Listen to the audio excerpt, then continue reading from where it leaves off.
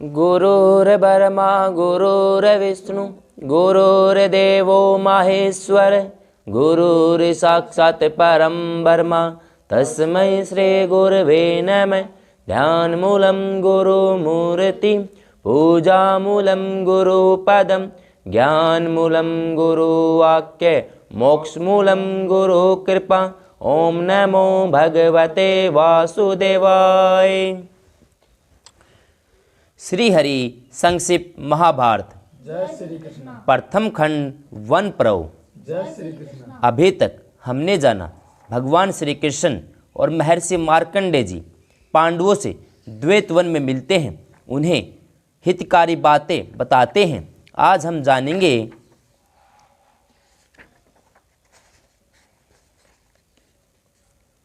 धर्मराज युधिष्ठिर और द्रौपदी का संवाद, क्षमा की प्रशंसा। जय श्री कृष्ण। वैशंपायन जी कहते हैं, जनमेजय जी, एक दिन संध्या के समय वनवासी पांडव कुछ शोकग्रस्त से होकर द्रौपदी के साथ बैठकर बातचीत कर रहे थे। जय श्री कृष्ण। बातचीत के सिलसिले में द्रौपदी कहने लगी, सचमुच दुर्योधन बड़ा क्रूर और दुरात्मा है। हम लोगों को दुखी देखकर उसे तनिक भी दुख नहीं होता। हरे हरे उसने हम लोगों को मृगछाला उड़ाकर घोर जंगल में भेज दिया, परंतु उसे रति भर भी पश्चाताप नहीं हुआ। जय श्री कृष्ण।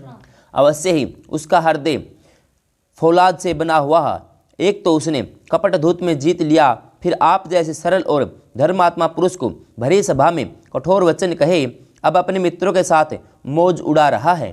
जय श्री कृष्ण। जब मैं देखती हूँ कि आप लोग सुनहरी पलंग को छोड़कर कुछ कांच के बिछौनों पर सो रहे हैं, मुझे हाथी दांत का सिंहासन याद आ जाता है और मैं रो पड़ती हूँ।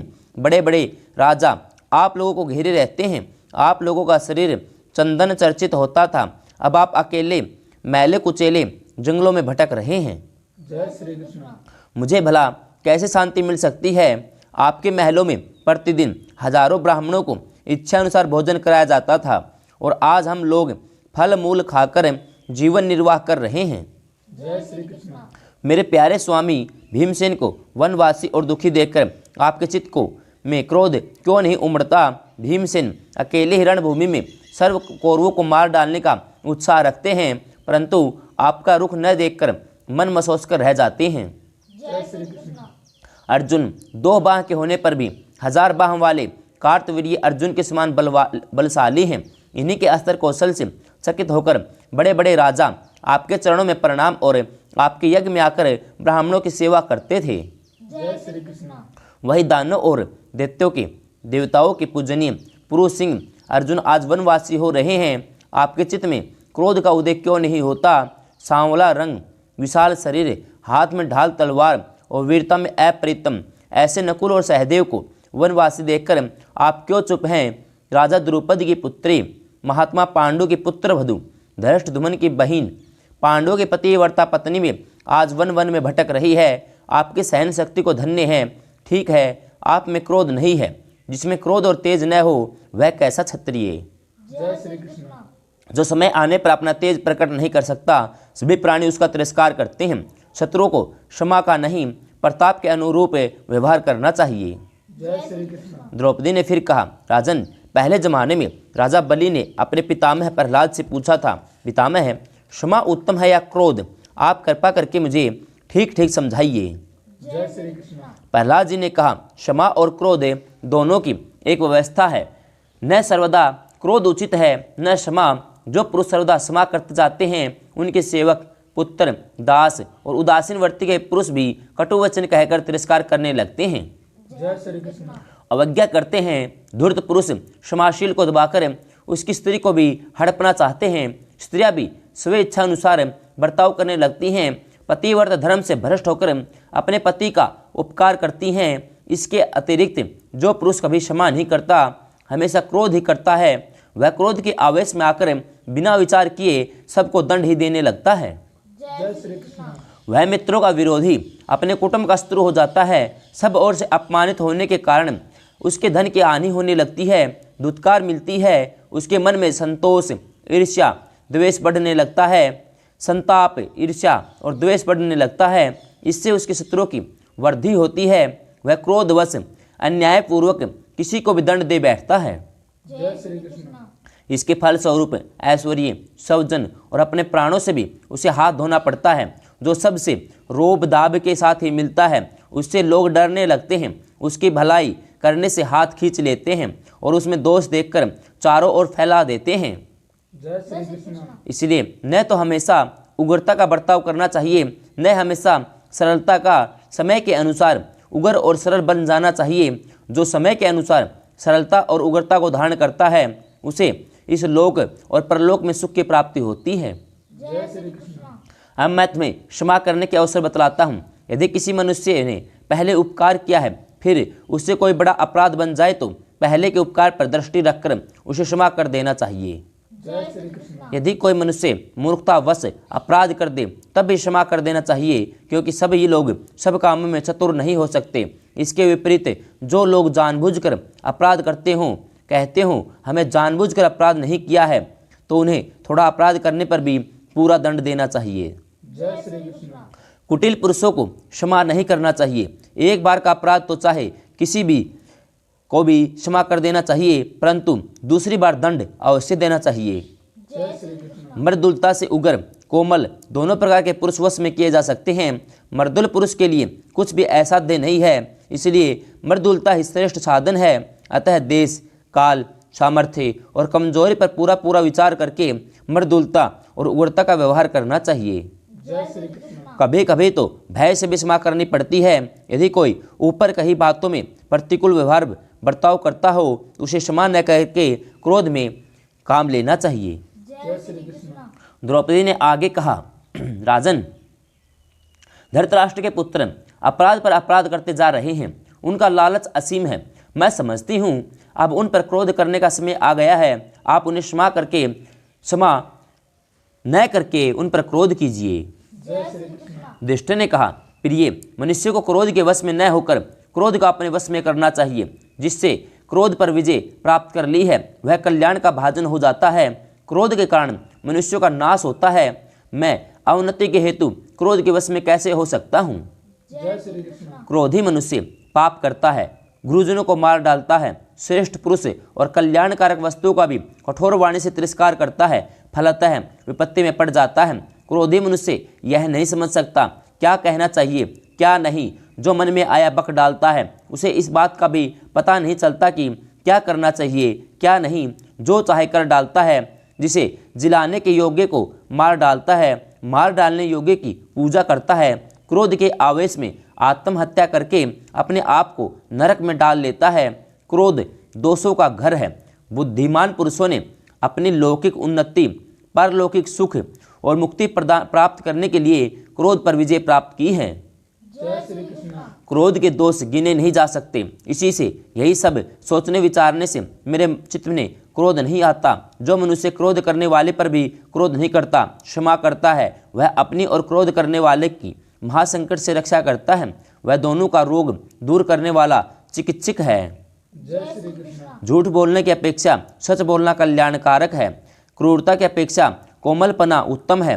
क्रोध की अपेक्षा क्षमा ऊंची है। यदि दुर्योधन मुझे मार भी डाले तो भी मैं अनेकों दोषों से भरे और महात्माओं से परित्यक्त क्रोध को कैसे अपना सकता हूँ? जय श्री कृष्ण। मैंने यह निश्चय किया है कि मैं तत्वदर्शी पुरुष में, जिसे तेजस्वी कहते हैं, क्रोध होता ही नहीं। जो अपने क्रोध को ज्ञान दृष्टि से शांत कर देते हैं उन्हें ही तेजस्वी समझना चाहिए। जय श्री कृष्ण। क्रोधी मनुष्य जब अपने कर्तव्य को ही भूल जाता है तब उसे कर्तव्य और मर्यादा का ध्यान रह ही कैसे जाता है। जय श्री कृष्ण। क्रोधी पुरुष अवध्य प्राणियों को मार डालता है, गुरुजनों की मर्म भेदी वचन कहता है। इसलिए यदि अपने में तेज हो तो पहले क्रोध को ही अपने वश में करना चाहिए। जय श्री कृष्ण। काम करने की चतुराई, शत्रु पर विजय प्राप्त करने के उपाय का विचार, विजय प्राप्त करने की शक्ति, सफूर्ति, तेजस्वी के गुण हैं। ये गुण क्रोधी मनुष्य में नहीं रह सकते। क्रोध के त्याग से ही इनकी प्राप्ति होती है। क्रोध रजोगुण का परिणाम होने के कारण मनुष्य की मृत्यु है। इसलिए क्रोध छोड़कर शांत हो जाना चाहिए। एक बार अपने धर्म से हट जाना भी अच्छा है, परंतु क्रोध करना अच्छा नहीं है। जय श्री कृष्ण। मैं मूर्खों की बात नहीं कहता। समझदार मनुष्य भला क्षमा का त्याग कैसे कर सकता है? मनुष्यों में यदि क्षमाशीलता न हो तो सब लोग आपस में लड़ झगड़ कर मर मिटे। एक दुखी दूसरे को दुख दे, दंड देने वाले गुरुजनों पर भी प्रहार करने को उद्धत हो जाएं, तब तो कहीं धर्म रहे ही नहीं, प्राणियों का नाश हो जाए। ऐसी अवस्था में क्या होगा? जय श्री कृष्ण। गाली के बदले में गाली, मार के बदले में मार, तिरस्कार के बदले में तिरस्कार, पिता पुत्र को, पुत्र पिता को, पत्नी पति को, पति पत्नी को नष्ट कर डाले। कोई मर्यादा, कोई व्यवस्था, कोई सौहार्द न रहे। जो गाली देने पर भी, मारने पर भी क्षमा करता है, क्रोध को वश में करता है, वह उत्तम विद्वान है। जय श्री कृष्ण। क्रोधी मूर्ख है, नरक का भागी है। इस संबंध में महात्मा कश्यप ने क्षमाशील पुरुषों के बीच में क्षमा की साधना का गीत गाया है। क्षमा धर्म है, क्षमा यज्ञ है, क्षमा वेद है, क्षमा स्वाध्याय है। जो मनुष्य क्षमा के इस सर्व उत्कृष्ट स्वरूप को जानता है, वह सब कुछ क्षमा कर सकता है। जय श्री कृष्ण। क्षमा ब्रह्म है, क्षमा सत्य है, क्षमा ही भूत और भविष्यत है, क्षमा तप है, क्षमा पवित्रता है। क्षमा ने ही इस जगत को धारण कर रखा है। याज्ञिकों को जो लोक मिलते हैं, उनसे भी ऊपर लोक क्षमावानों को मिलते हैं। जय श्री कृष्ण। वैद्यों को, तपस्वियों को, क्रमनिष्ठों को दूसरे दूसरे लोक मिलते हैं, परंतु क्षमावानों को ब्रह्म लोक के श्रेष्ठ लोक मिलते हैं।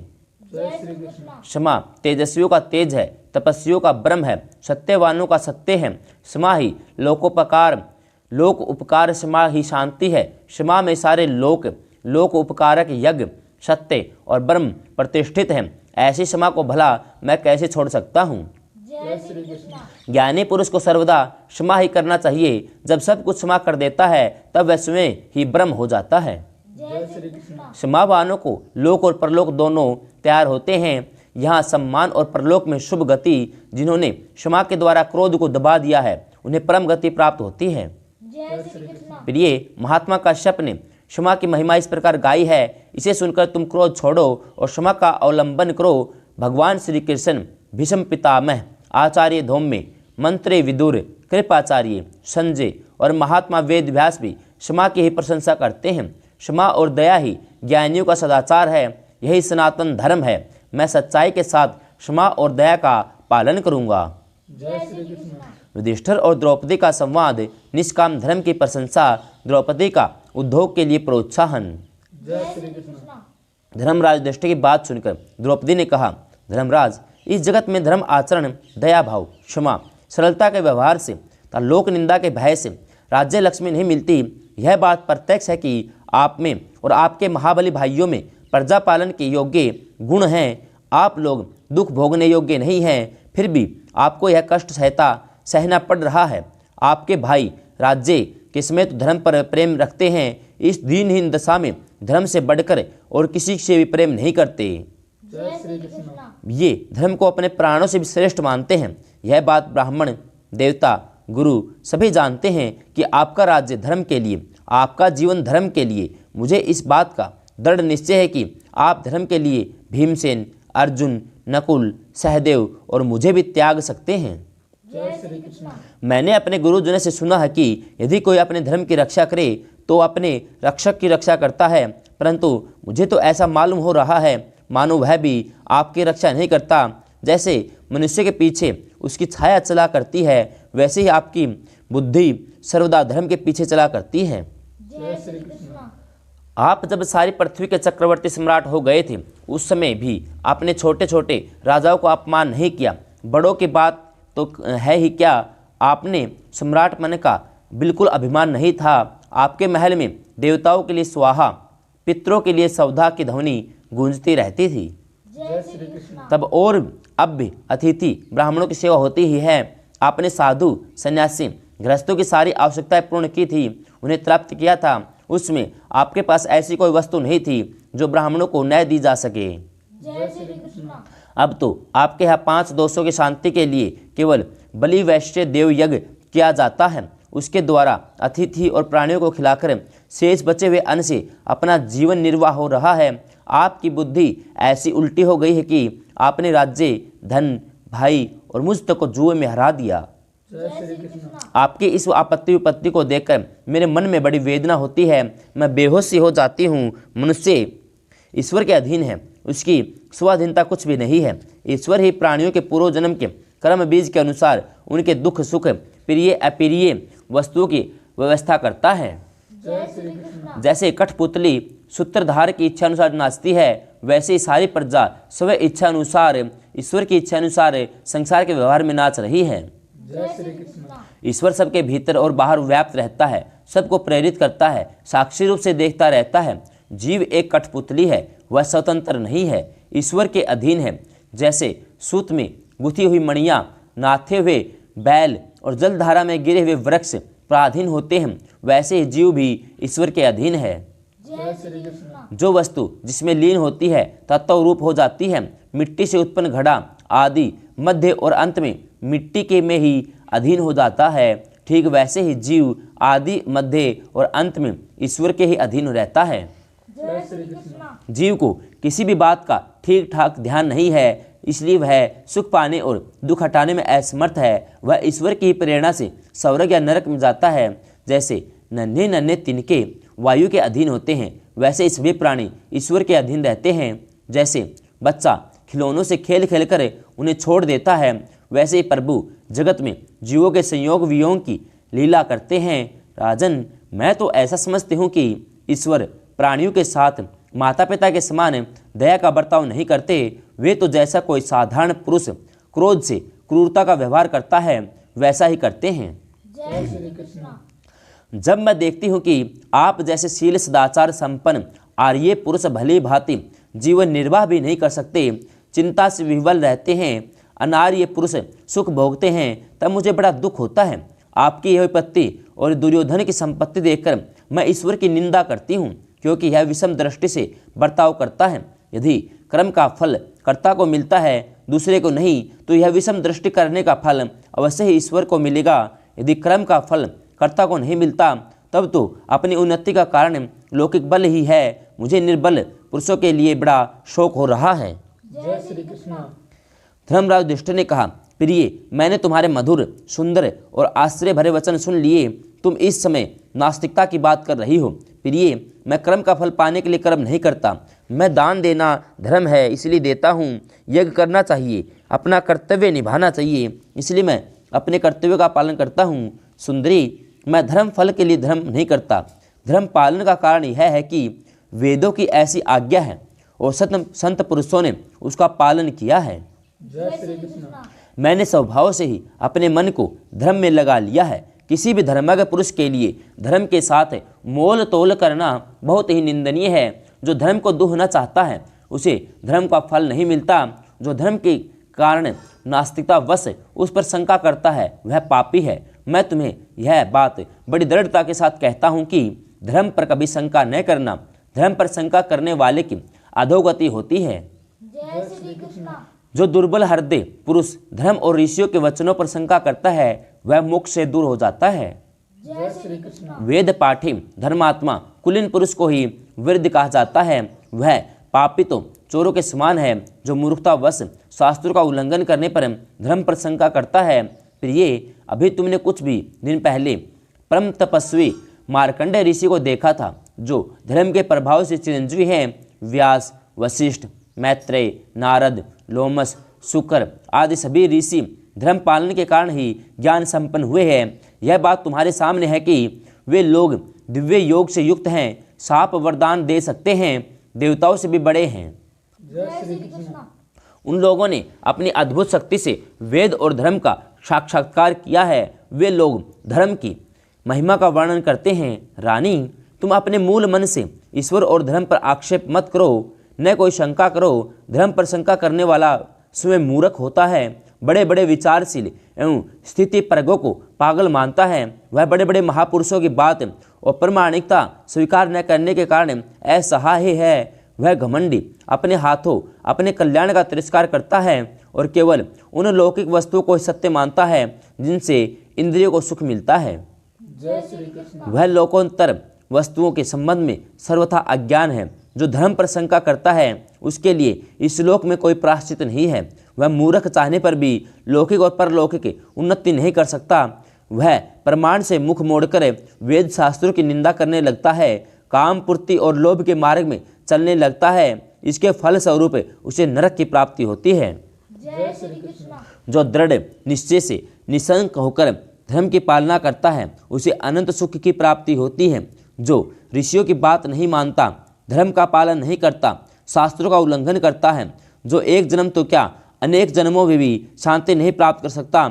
सर्वज्ञ और सर्वदर्शी ऋषियों ने सनातन धर्म का वर्णन और सत्पुरुषों ने उसका आचरण किया है, उसमें भला शंका करने का अवसर ही कहाँ है। जय श्री कृष्ण। जैसे समुद्र पार जाने के लिए इच्छुक व्यापारियों के लिए जहाज ही आश्रय है, वैसे ही पारलौकिक सुख प्राप्ति के इच्छुकों के लिए एकमात्र धर्म ही जहाज है। जय श्री कृष्ण। सुंदरी, यदि धर्मात्माओं के द्वारा किया हुआ धर्म पालन निष्फल हो जाए तो सारा जगत अज्ञान के घोर अंधकार में डूब जाए। यदि तपस्या, ब्रह्मचर्य, यज्ञ, स्वाध्याय, दान, सरलता निष्फल हो जाए तो किसी को मोक्ष न मिले, कोई विद्या न पढ़े, किसी को धन न मिले, सब लोग पशु शरीक हो जाएं। यदि ऐसा होता है तो सत्पुरुष धर्म का आचरण ही क्यों करते। जय श्री कृष्ण। संपूर्ण धर्म शास्त्र एक धोखेबाजी होती। बड़े बड़े ऋषि, देवता, गंधर्व सामर्थ्यवान होने पर भी धर्म का पालन क्यों करते। उन्होंने यह समझकर कि ईश्वर धर्म का फल अवश्य देता है, धर्म का पालन करता है और वास्तव में ही वही परम कल्याणकारक है।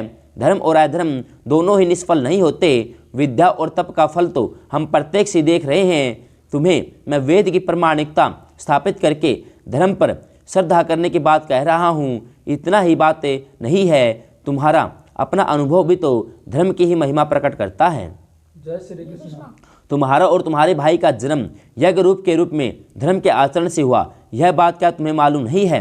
तुम्हारे जन्म का वृत्तांत ही इस बात को सिद्ध करता है कि धर्म का फल अवश्य मिलता है। धर्मात्मा पुरुष संतोषी होते हैं, परंतु बुद्धिहीन पुरुष बहुत फल मिलने पर भी संतुष्ट नहीं होते। पाप और पुण्य के फल का उदय, कर्म उत्पत्ति का हेतु, सबका कारण अविद्या और उसका नाश करने वाली विद्या, इन सब बातों को देवताओं ने गुप्त रखा है। जय श्री कृष्ण। साधारण मनुष्य इन बातों को कुछ भी नहीं समझ सकते। जो तत्ववेत्ता इनका रहस्य समझ जाते हैं वे फल के लिए कर्म अनुष्ठान नहीं करते, किंतु ज्ञान में स्थित होकर कर्म करते रहते हैं। वास्तव में यह विषय देवताओं के लिए भी गोपनीय है। जय श्री कृष्ण। तथापि विरक्त, मितभोजी, जितेंद्रिय एवं तपस्वी योगी शुद्ध चित्त से ध्यान करके पूर्व उक्त कर्मों का स्वरूप जान लेते हैं। धर्म आचरण करने पर भी यदि उसका फल न मिले तो धर्म पर संदेह नहीं करना चाहिए, और भी उद्योग करके यज्ञ करना चाहिए, ईर्ष्या का त्याग करके दान करना चाहिए। इस बात के साक्षी महर्षि कश्यप हैं कि ब्रह्मा जी ने सृष्टि के प्रारंभ में अपने पुत्रों से यह कहा था, कर्म का फल अवश्य मिलता है, धर्म सनातन है।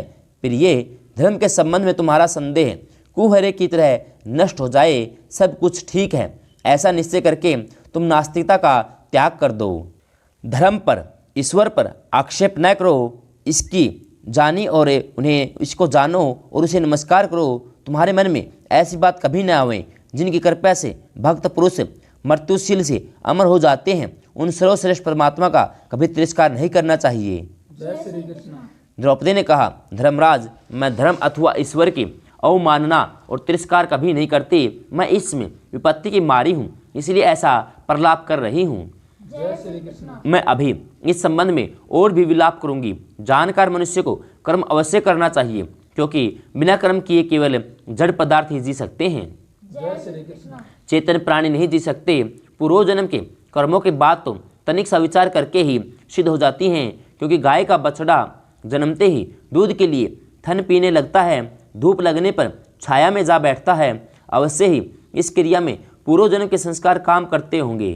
जय श्री कृष्ण।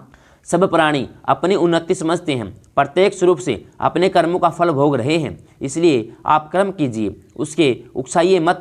आप कर्म के कवच से सुरक्षित होकर सुखी होइए। सहस्त्रों मनुष्य में कोई एक कर्म करने की विधि ठीक ठाक जानता है या नहीं, इसमें संदेह है। यदि हिमालय जैसा पहाड़ भी प्रतिदिन खाया जाए तो उसमें वृद्धि न हो तो थोड़े दिनों में वह भी क्षीण हो जाता है। जय श्री कृष्ण। इसलिए धन की रक्षा वृद्धि करने के लिए कर्म करने की बड़ी आवश्यकता है। प्रजा यदि कर्म न करे तो उजड़ जाए, उसका कर्म निष्फल हो जाए, उसकी उन्नति रुक जाए। यदि कर्म को निष्फल माना जाए तो भी कर्म को ही करना पड़ेगा, क्योंकि कर्म के बिना किसी प्रकार की जीविका नहीं चल सकती। जय श्री कृष्ण। जो भाग्य के ऊपर भरोसा करके हाथ पर हाथ धरे बैठे रहते हैं, हठवादी हैं, स्वयं ही वस्तुओं की प्राप्ति मानते हैं, वे पूर्व जन्म के कर्मों को स्वीकार नहीं करते, उन्हें मूर्ख समझना चाहिए। जय श्री कृष्ण।